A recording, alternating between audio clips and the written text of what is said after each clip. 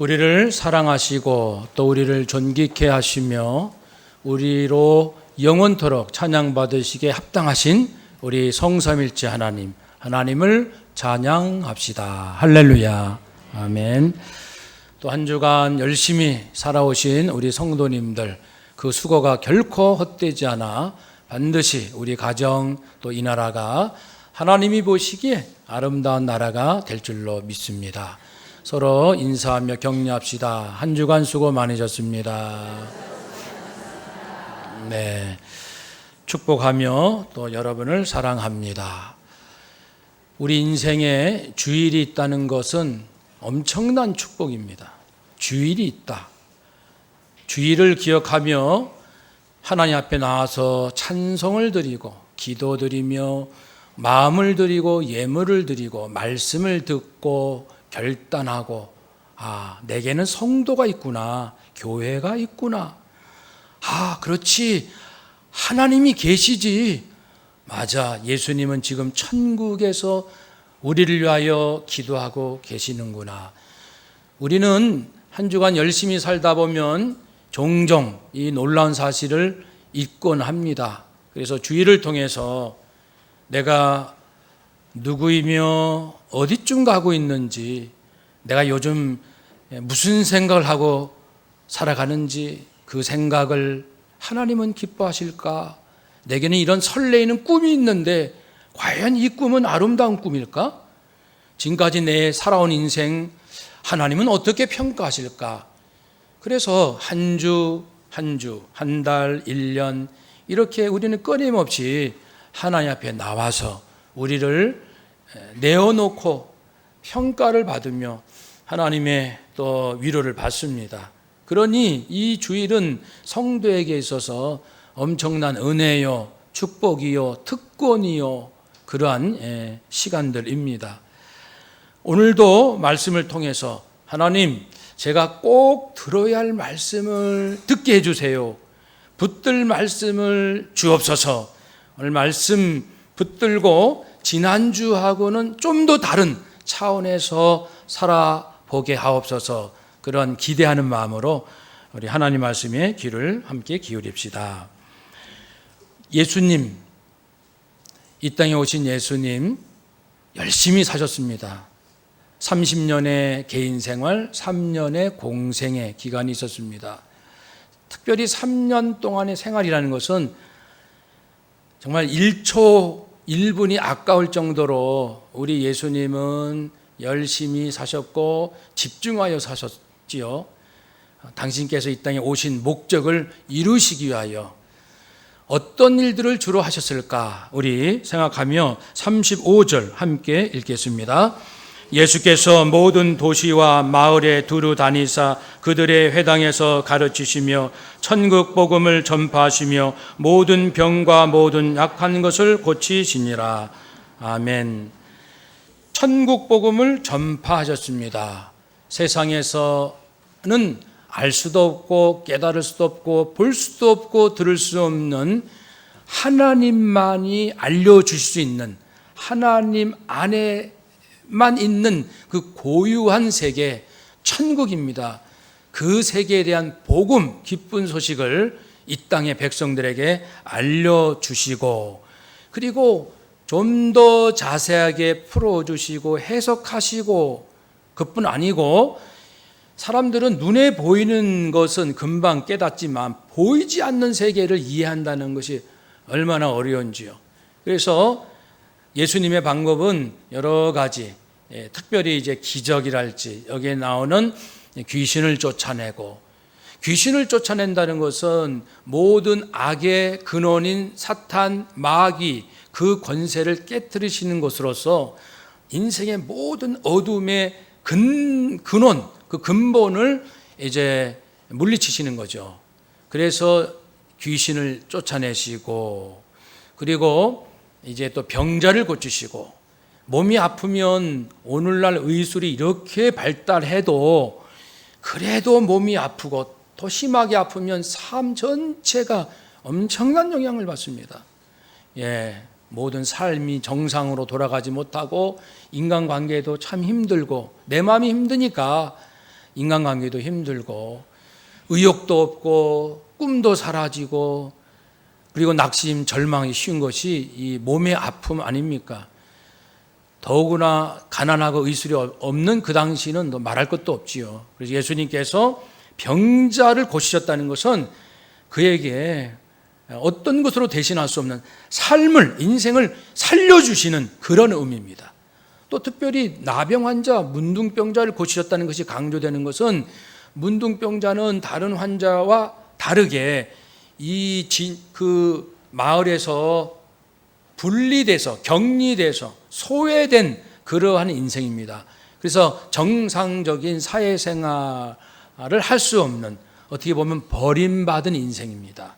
몸도 아프지만 사람들로부터 버림받은 존재가 문둥병, 나병이라고 하는 것이죠. 예수님께서 그를 고쳐주셨다는 것은 몸뿐 아니고 그의 인생을 회복시켜 주시고, 사랑하는 여러분, 예수님께서 이 하시는 일들, 이런 것들은 사람을 살리는 일이지만 이 속에는 하나님이 살아 계시다, 이런 메시지가 있단다. 그리고 이 일을 하는 나는 하나님으로부터 왔단다.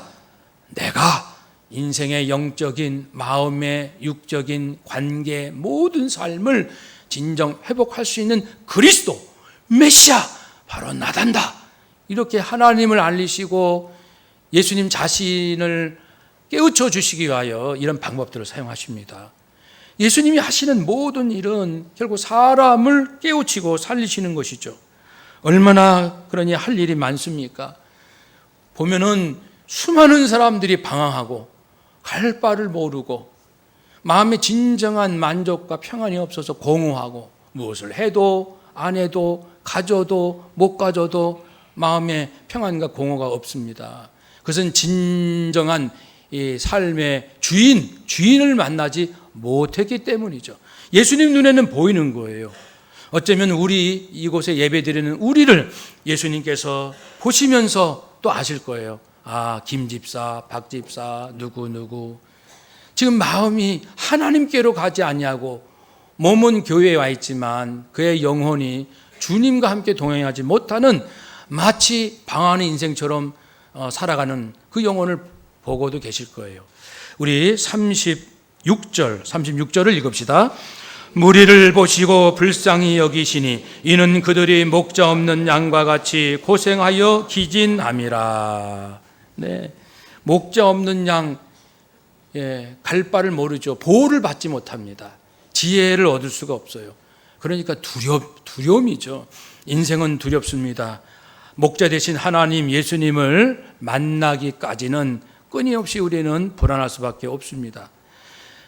또 6절에 보면은 이스라엘에 잃어버린 양, 잃어버렸다. 그래서 하나님께 있어야 할 양인데 떠났다는 겁니다. 그렇게 목자 없이 방황하는 이런 인생들은 고생하며 기진하더라.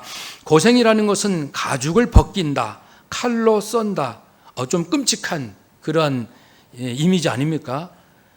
극심한 고통, 극심한 걱정이나 약탈 또는 탈진한 상태, 기진한다라는 것은 술에 만취하거나 극심한 고통으로 인해서 곤두박질하는 그러한 회복 불가능한 상태가 기진. 그래서 삶의 이런 걱정 저런 고통으로 회복이 불가능한 그런 지경에 빠진 수많은 인생들을 예수님께서 보셨습니다. 불쌍히 여기신다. 이 불쌍히 원어는 창자입니다. 유대인들은 창자에서 이 불쌍히 여기는 마음이 나온다고 생각하는 거예요. 감정이 이 창자로부터. 그래서 이 불쌍히 여긴다는 것은 이 내부에서 마음 저 깊은 곳에서 견딜 수 없는 아픔과 불쌍히 여기는 그런 긍휼히 여기는 그런 마음, 그 마음이 바로 예수님 마음이시다. 사랑하는 여러분, 능력은 하나님께 있습니다. 한번 더 합시다. 능력은 하나님께 있습니다. 아멘.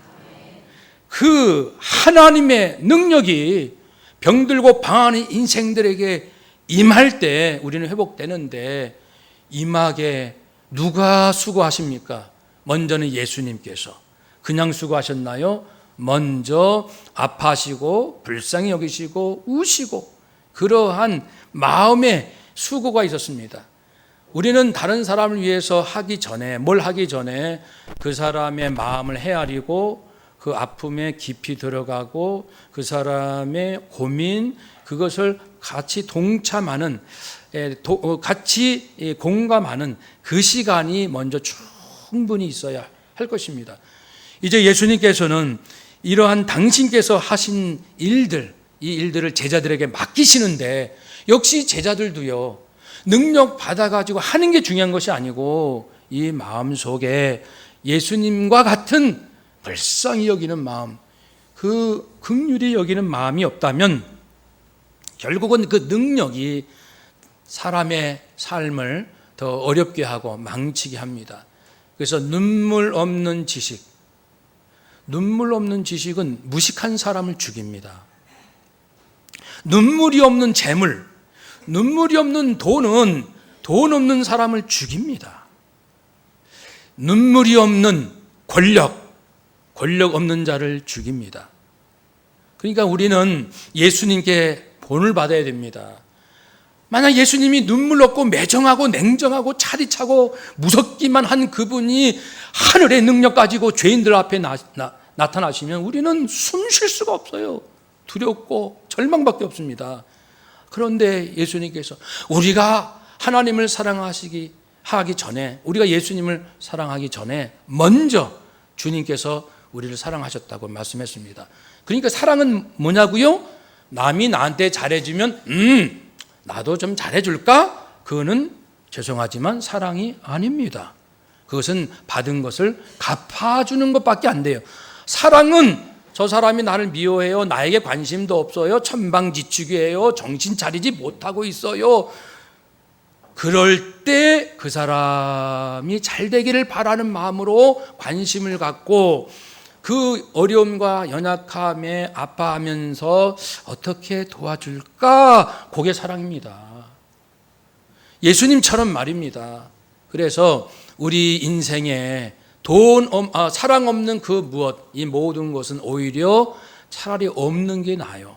우리가 지식도 없고 돈도 없고 권력도 없으면 사람이 겸손이라도 하죠. 조용이라도 있죠.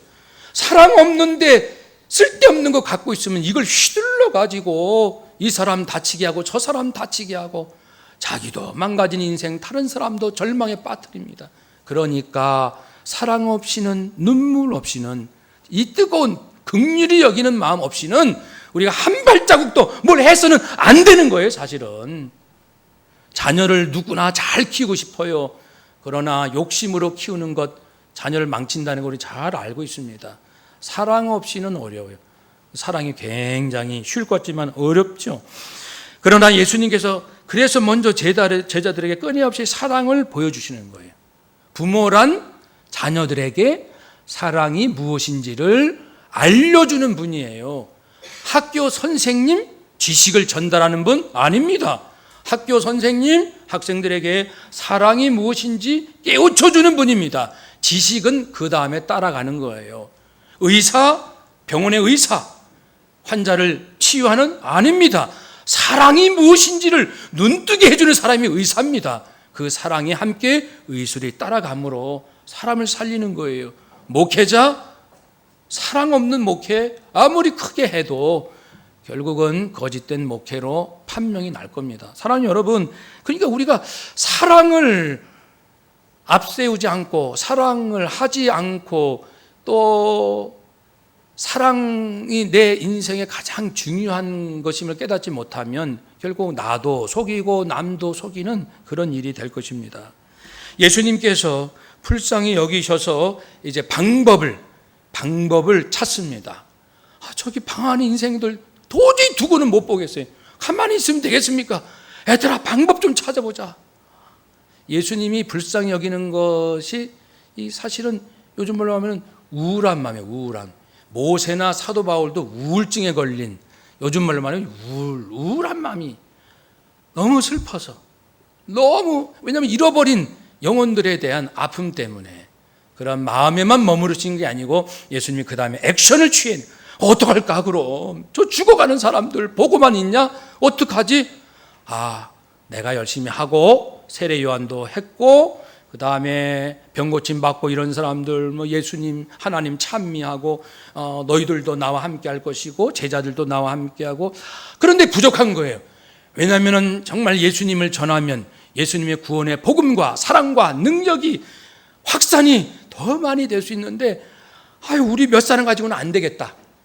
이 추수할 영혼들, 곧 구원받을 주님을 영접할 수 있는 준비된 영혼들은 많은데 그들에게 복음을 전할 우리들은 숫자가 적으니 안 되겠다. 너희들이 하나님께 기도하렴. 하나님, 일꾼을 보내주세요. 지금 많은 영혼들이 방황하고 있는데 저희들이 손 놓고만 있을 수가 없습니다. 많은 일꾼들을 보내주셔서 추수할 수 있게 하옵소서. 그래서 예수님께서도 이제 시범을 보이시죠. 예수님은 꼭 시범을 보이셔요. 그래서 너희들도 이와 같이 하라, 이런 말씀들을 하죠. 한번 따라서 해볼까요? 너희도 이와 같이 하라. 그럼 예수님께서는 뭘 어떻게 하셨을까요? 우리 10장 1절을 읽읍시다.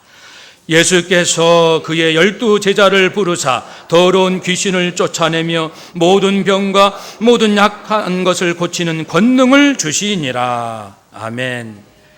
순서는 꼭 그렇습니다. 먼저 부르시고 그 다음에 훈련하시고 능력 주시고 말씀의 능력, 병고침의 능력, 귀신 쫓아낸 능력을 주시고, 그리고 파송, 이제 보내시는 거죠. 보냄받는 사람은 12 제자입니다. 제자가 그전에도 많이 있었지만 12명을 먼저 이전에 뽑았어요. 산상순을 하시기 전 밤새 기도하시며 제자들을 뽑으셨고, 그리고서 이제 계속 훈련을 하신 거죠. 같이 다니면서 이젠 때가 돼서 보낼 때가 된 것입니다. 예수님의 12 제자, 우리 이름을 다시 한번 2절, 3절, 4절 읽어봅시다. 12 사도의 이름은 이러하니 베드로라 하는 시몬을 비롯하여 그의 형제 안드레와 세베대의 아들 야고보와 그의 형제 요한, 빌립과 바돌로메, 도마와 세리 마테, 알페의 아들 야고보와 다데오, 가나안인인 시몬 및 가론 유다, 곧 예수를 반자라. 12 제자, 그들이 이제 사도는 보냄을 받은 자, 제자지만 사도, 즉 사명받은. 제자에는 사명이라는 의미는 없어요. 주님을 따라가는 자, 이렇게 이제 영성의 훈련이 되면 사도, 이제 보냄을 받은 자, 사도로 이제 활동하게 되겠죠. 예수님 이 12 사람을 보내실 때 사마리아인이나 또는 다른 데로 가지 말고, 이방인의 동네로 가지 말고 이스라엘에 잃어버린 양, 즉 유대를 먼저 하라는 거예요. 왜냐하면 나중에 이 예루살렘, 유다, 사마리아 땅끝까지 이르러 내 증인이 되라 말씀하셨잖아요. 우선순위입니다. 지금은 먼저 유대 지역의 복음을 증거하라. 가면서 전파하여 말하되 천국이 가까이 왔느니라.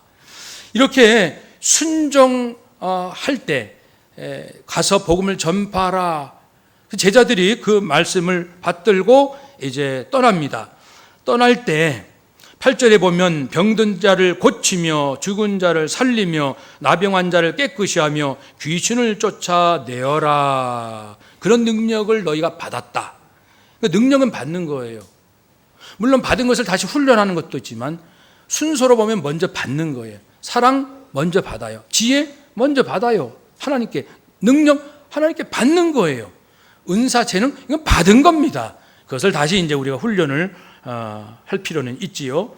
그래서 이것을 거저 줄 테니 거저 주라.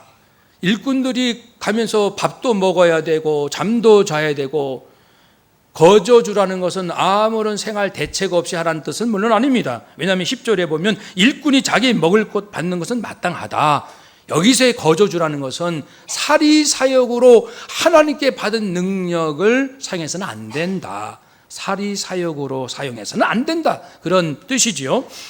그래서 이러한 사람을 살린 일을 예수님이 먼저 본을 보이셨고, 그리고 제자들을 통하여 오늘날까지 일하고 계실 때 가장 중요한 출발점을 다시 한번 생각한다면 그것은 눈물입니다. 사랑입니다.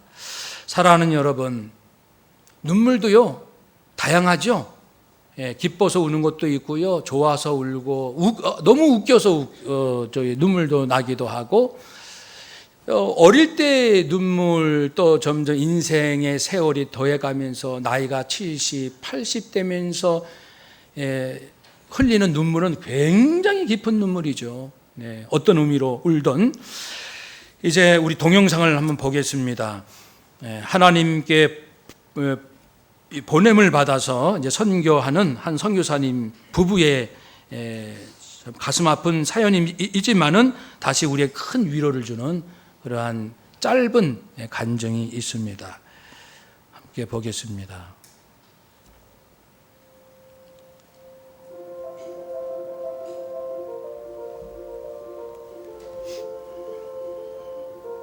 에티오피아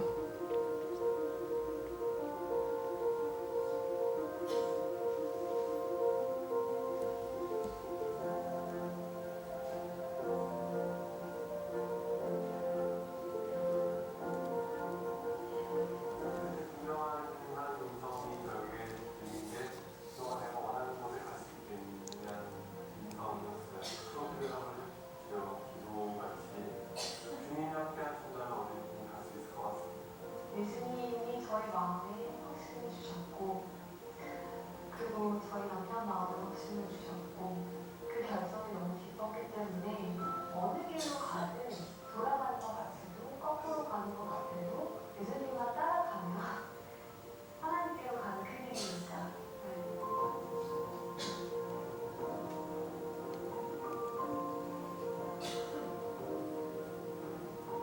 예수님이 떠나시고 나서 본인이 하셨던 일을 할 수 있는 제자들을 키워내시고 하시는 것처럼 현지인 의사들과 직접 피부를 맞대고 그 사람들을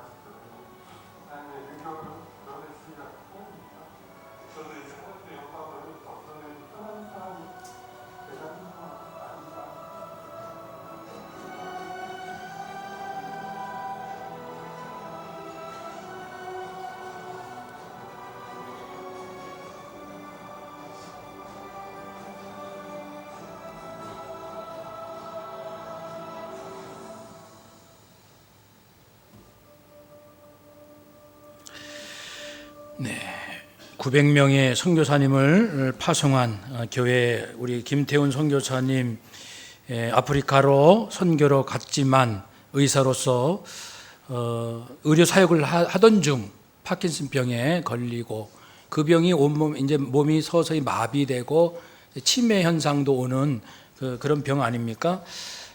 자녀가 3명이고 그런 그 고통의 시간 가운데 하나님의 음성을 듣고 특히 이제 사모 되시는 우리 그 선교사님 환상 가운데 자기가 아이처럼 예수님 품에 안겨 있고 예수님이 나를 안고 계시고 예수님의 발에는 피가 흐르고 그러니까 험한 인생 내가 가는 것 같지만 알고 보면은 나는 예수님 품에 안겨 있는 것이고 예수님께서 발에 온 피를 흘리시면서 나 대신 가시는구나. 그것을 이제 깨우쳐 주시는 환상을 보게 된 거죠.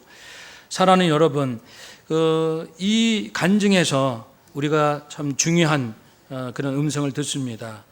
이제 건강할 때 건강한 의사보다 내가 이제 파킨슨병 걸린 의사인데 내가 언제 몸이 어떻게 굳을지 모르지만 이제 저도 하나님의 영광을 더 드러내기 편한 사람이 된 것 같아 기뻐요. 이거는 그전 같으면 상상할 수 없는 기쁨의 눈물이죠. 이제는 안 것이죠.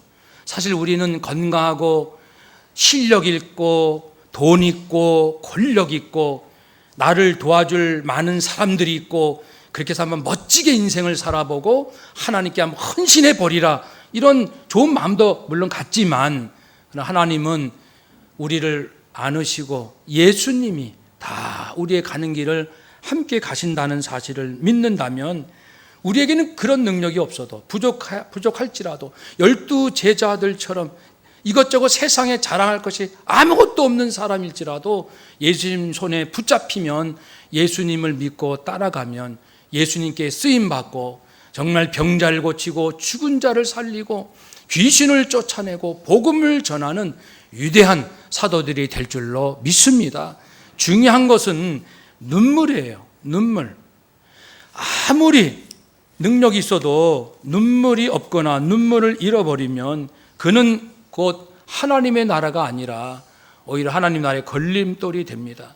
그래서 이 성경에 보면 많은 눈물의 얘기가 나옵니다. 자신의 삶이 너무 힘들어서도 울고 하나님이 어디 계시느냐, 네가 믿는 하나님이 어디 있어라고 조롱당해서 너무 속상해서도 울고 방황할 때 이 자체가 힘들어서 나의 방황함을 주께서 굽어 살피시니 내 눈물을 주의 병에 담으소서 그렇게 하기도 하고 또 내 백성들이 이제 망하게 되었구나 해서 바벨론 제국에 멸망당할 것을 알고 있는 예레미야 선지자는 내 눈이 눈물에 상하여 내 창자가 끊어지며 내 간이 땅에 쏟아졌으니 이는 내 딸 내 백성이 패망하여 어린 자녀와 젖먹이 아이들이 성읍 길거리에 기절함이로다. 이 지금 곧 나라가 패망할 것을 보면서 그 눈물로 하나님 앞에 기도하고 우리 예수님도 본문에 있는 것처럼 불쌍히 여기시니 목자 없는 양, 잃어버린 양들을 위하여 예수님은 어떻게 사셨습니까? 그는 육체에 계실 때에 자기를 죽음에서 능히 구하실 하나님에게 심한 통곡과 눈물로 간구와 소원을 올렸고 그의 경건하심으로 말미암아 들으심을 얻었느니라. 예수님이 얼마나 많이 우셨을까 그런 생각을 해봅니다. 성경에는 많이는 안 나오죠. 몇 군데밖에 안 나오지만은 그 사역하는 시간 사역하면서도 아마 속으로 많이 우셨을 것이고 사역을 마치고 산에 혼자 기도하러 가셔서도 얼마나 많이 우셨을까. 심한 통곡과 눈물로 하나님께 간구한 목자 없는 양같이 잃어버린 양들을 하나님 살려주시고 우리 제자들 그들에게 능력을 주께서 부으셔서 인생을 구원하여 주옵소서. 그런 예수님의 눈물로 일이 시작됩니다. 지도자들도 성도를 위하여 울게 되죠. 사도 바울도 내가 3년이나 밤낮 쉬지 않고 눈물로 각 사람을 훈계하던 것을 기억하십시오. 여러분이 행여 이단에 빠질까 나는 눈물로 눈물 흘리며 말합니다. 어떤 사람은 예수님의 영광을 드러내기는커녕 오히려 예수님을 욕되게 하는 자가 있으니 여러 사람들이 그리스도의 십자가의 원수로 행동하니 또 내 눈물로 말합니다. 제발 이제 우리 새 힘을 얻어야 되지 않겠습니까? 내 마음에 큰 눌림과 걱정이 있어 많은 눈물로 여러분에게 썼습니다. 여러분 신앙생활 잘 하시라고. 이렇게 바울의 지도자의 눈물도 있고 방금 김태훈 선교사 부부의 눈물처럼 어려운 가운데서도 예수님이 우리와 함께 하시는구나, 그 확신 가운데 감사의 눈물을 흘리며 이렇게 예수님이 나를 안아주고 계시는 사랑받음의 기쁨의 눈물도 있고, 그래요 에티오피아에서 끝까지 하겠습니다 라고 다짐하는 헌신의 결단의 눈물도 있고. 사랑하는 여러분, 능력은 하나님께 있습니다. 이건 정말 중요한 사실입니다. 한번 따라 합시다. 능력은 하나님께 있습니다. 우리에게 필요한 것은 진실한 눈물입니다. 아멘. 뜨거운 눈물, 하나님의 능력이 만나서 하나님이 이끄시는 아름다운 인생 사시기를 주의 이름으로 축복합니다. 아멘. 기도하겠습니다.